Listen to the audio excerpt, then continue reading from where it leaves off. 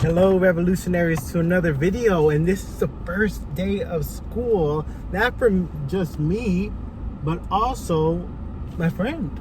We all got new jobs, and from what he told me, he's telling me that his new school is way better than his old one. And obviously, because his old one was probably the worst school that ever existed. The very first time the students walked in, when the bell rings, the administration actually has structure. They gave the curriculum about the expectations, the no cell phone policy school-wide, the progressive discipline, the things they needed, the detentions, the Saturdays, the stuff actual schools had, but his old job had nothing. And then they expect the students to learn when there's no structure. Like, it's not the teacher's fault at all. I see that now. It's completely the administration's fault and their lack of building structure. That's what they're missing. If they're to fire anyone, they need to fire whoever tried to, run that school, because they ran it really, really bad. And the thing is, look, one of the students came up to my friend and tell him, like, from all the schools, why do you work here? It's not that good. But the thing is, from what he experienced in that class, it's already way better than his last job. Like, am I saying it's the best school in the world? No. But the fact is that when you've been in hell, anything seems like heaven. And this school is heaven compared to the hell that he had to endure for 2 years. The torture. Yeah, you guys did something illegal for sure. Because what you make the teachers go through, and how they try their best and you guys do not support them whatsoever, you're evil for that. You created this hell for these teachers. And not only the teachers are suffering, but the students are suffering more. The sole reason why that school is open is a lie, to teach the students, but they can't teach when there's no structure. The teachers can't teach when you don't support them, and they can't get support when there's a school with no structure.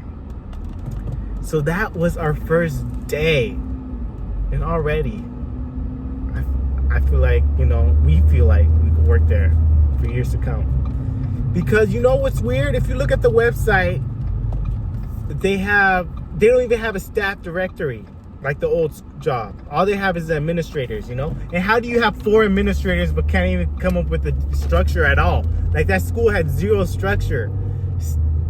Students could do basically whatever they want, and then there's no structure to, like, address it. So not even the administration knew what to do.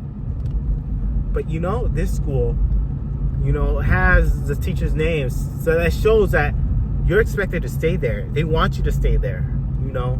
I'm looking at these teachers to say, oh, I've been working here for like 10 years, the same school, 15 years. But you look at that school, teachers just come and go. And they expect you to come and go because they either going to throw you away or you're going to come to your senses and leave. And rightfully so, because that's the worst school ever. So viewers, please like this video. The revolution is still alive. Tell me everything that sad school is trying to do, because I guarantee that if they're doing the same thing that they did when my friend was there, they're going to fall to the ground. The charter renewal is this year, so they're going to try to push you hard to falsify those grades and, those test scores. Now, they might falsify the grades because they've been doing it for years and, like, inflating the grades, but they will never falsify those test scores because the structure is so bad that that's the result. And you only have yourself to blame, school. So, instead of firing these teachers, getting rid of these positions, you should have did what any other normal school would have did and just build your structure. Because how you expect to run a school when it has nothing to stand on, no legs to stand on? It's like building a house without a foundation. That thing is going to fall over, and that's exactly what's going to happen. So this year, when you guys fall over, when you get in the red, when your charter is not going to be renewed, then that's it. You can't hide behind the COVID excuse, because that's what you used last time. You said, oh, our data is not consistent because of COVID, or our data is there, and It doesn't add up. 100% graduation rates, and 75% of these students are below average of the California state. So yeah, you're falling down. And no matter what you do, because of your practices, of your lack of structure, and your lack of support for the teachers, you're done for. And you deserve it. Because my teacher friend and I finally could build a resume, finally become good music teachers, finally,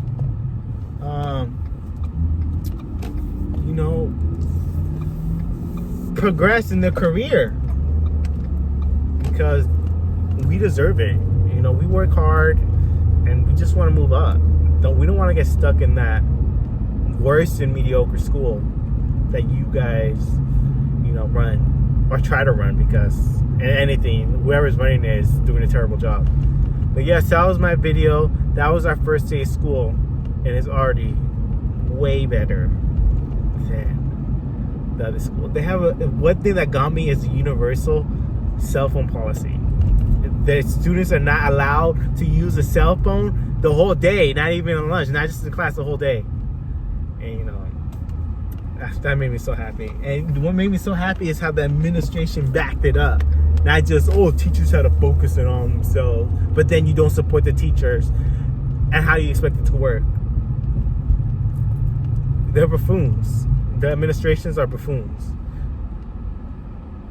I really am convinced that they just do it. They just go there just to run out the time and just collect their paycheck, because that's how it seems, and that's how it's run. So make sure to like this video. I need likes if you want this to spread around. Spread it around, because the revolution is still here, and I know you just did your first day of school. I'll see you in the next one.